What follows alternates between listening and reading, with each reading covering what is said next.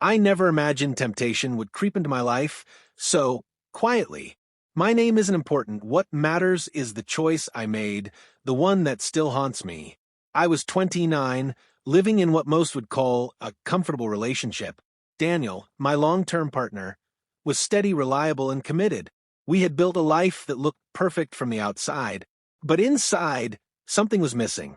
His love felt more like routine than passion, more like habit than fire. That's when Ethan entered the picture. He wasn't a stranger.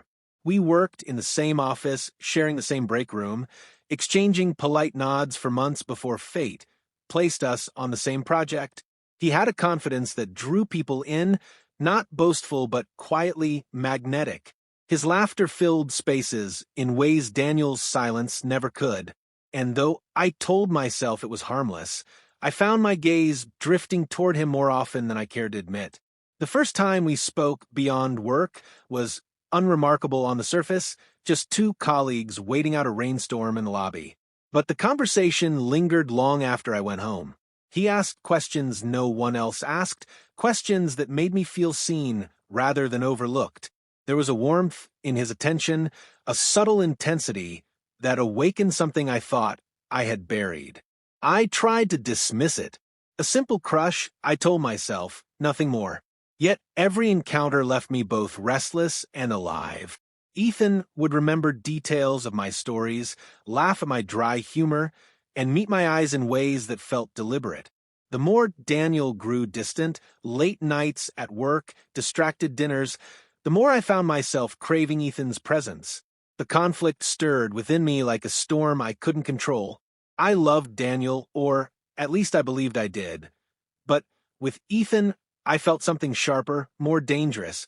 It wasn't love yet, but it was the seed of something that could become uncontrollable if I let it grow. One afternoon, as we wrapped up a meeting, Ethan brushed against me while reaching for a file. It was nothing, a fleeting touch. Still, my heart raced as though I had crossed an invisible line. That night, lying beside Daniel, I realized how far my thoughts had wandered. I wasn't just tempted. I was entangled in a dangerous pull I had no business entertaining. The guilt was immediate, but so was the thrill.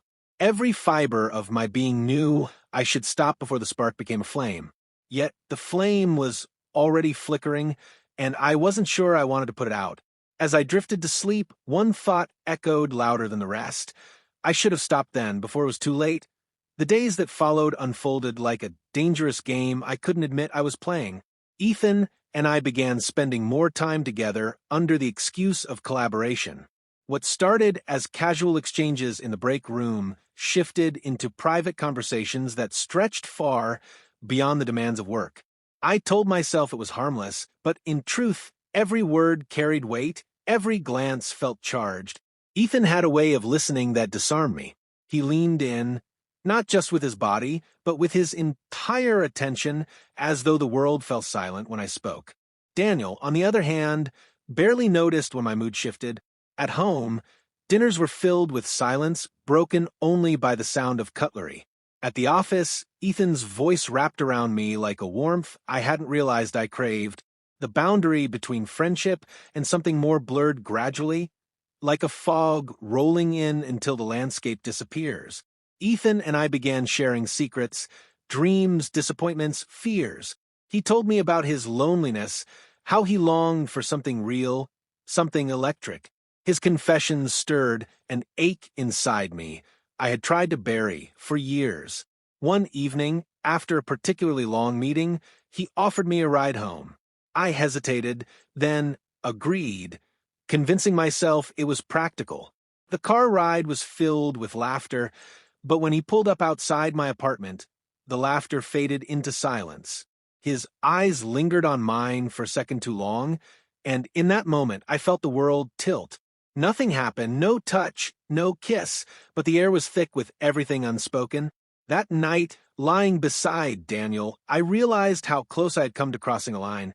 My chest tightened with guilt, but beneath it a reckless excitement pulsed. I knew Ethan felt it too. The next day, the way he smiled at me confirmed it. We were no longer just colleagues. We were conspirators in a dangerous secret neither of us dared to name aloud. The more time I spent with Ethan, the harder it became to resist. He made ordinary moments extraordinary. The way he'd pass me a cup of coffee, the way his hand brushed mine when we reached for the same folder. Each interaction felt like a thread, pulling me deeper into a web I pretended I couldn't escape. And then came the night that changed everything. After staying late to finish a project, we found ourselves alone in the office. The hum of the fluorescent lights, the quiet of the empty rooms, it all pressed in around us. He leaned closer, his voice softer than usual, his presence overwhelming. My heart pounded as I whispered a protest, but the truth was clear. I didn't want him to stop. I should have walked away. I should have remembered the man waiting at home, the promises I had once made. Instead, I let myself linger in the gravity of Ethan's gaze, teetering on the edge of betrayal. And with one choice, I knew there would be no turning back. What began as a single stolen moment quickly spiraled into a series of choices I could no longer explain away. Ethan and I crossed that invisible line, and suddenly there was no more pretending it was harmless. Every text message, every glance across the office, every excuse to stay late at work carried the weight of secrecy. At first, the thrill consumed me. I walked into the office with a flutter in my chest, anticipating the briefest moments of closeness we could steal. But the exhilaration came at a cost. At home, I found myself growing more distant from Daniel. His questions, simple ones about my day, my mood, my plans, felt intrusive, as though he might uncover the truth if I answered too quickly. I laughed less, avoided eye contact, and told half-truths that clung to my conscience like chains. Daniel noticed. He wasn't oblivious. "You've been distracted lately," he said one evening, his voice quiet but laced with suspicion. I brushed it off, blaming stress, deadlines, anything but the reality he had every right to know. But the way he looked at me lingered. It was as if he sensed the distance, even if he couldn't yet name its source. Meanwhile, Ethan grew bolder. He would linger by my desk longer than necessary, slip compliments into casual conversation, find excuses to walk me out of the building. In those moments, the world shrank to just us. But once I was home, guilt crashed over me with unbearable force. The betrayal sat like a shadow at the edge of every interaction with Daniel, a silent reminder of the double life I was living. The secrecy began to wear me down. I was restless, unable to sleep, replaying conversations in my head, terrified that a wrong word or a slip of the tongue would expose everything. My phone became a source of both joy and dread. A new message from Ethan made my heart leap, but the thought of Daniel seeing it filled me with panic. I started deleting texts, erasing call logs, constructing alibis I never thought I would need.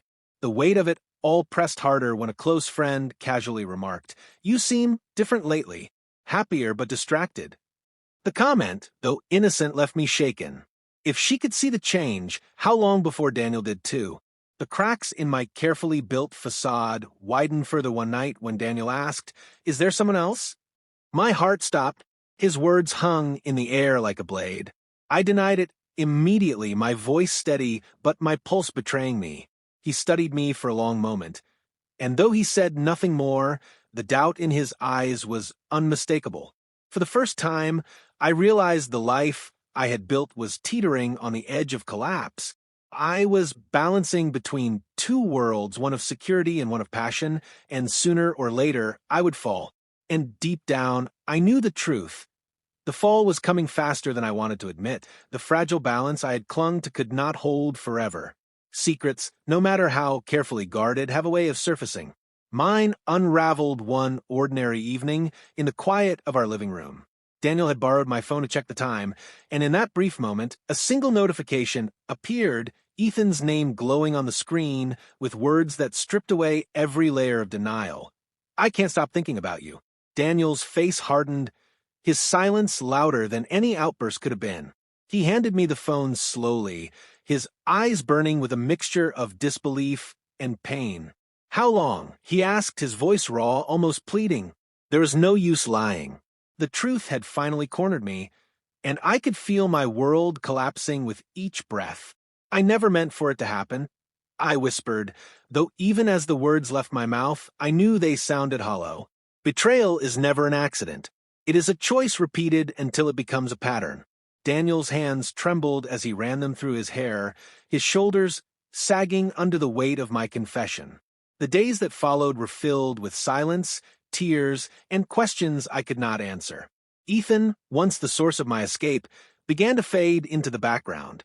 His messages slowed, his presence diminished, until he was little more than a ghost of temptation I had chased at the expense of everything else. When reality demanded accountability, he disappeared, leaving me to face the wreckage alone. Daniel moved out not long after. There was no screaming, no final dramatic scene, just the quiet acceptance that trust, once shattered, could not be rebuilt overnight. Watching him pack his things was the most painful consequence I had ever endured. Every folded shirt, every closed suitcase felt like a piece of my life being carried out the door.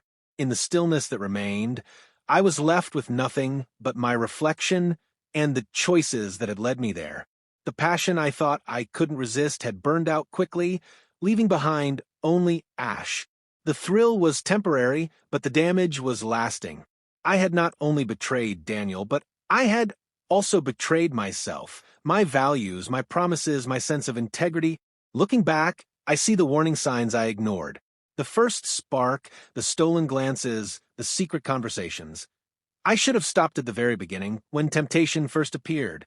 Instead, I fed it until it consumed everything I once held dear.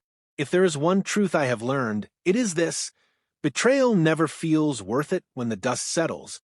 The warmth of desire fades, but the scars of broken trust remain. I share my story not to justify my mistakes, but to warn anyone standing where I once stood. The temptation may feel irresistible, but the cost is far greater than you imagine.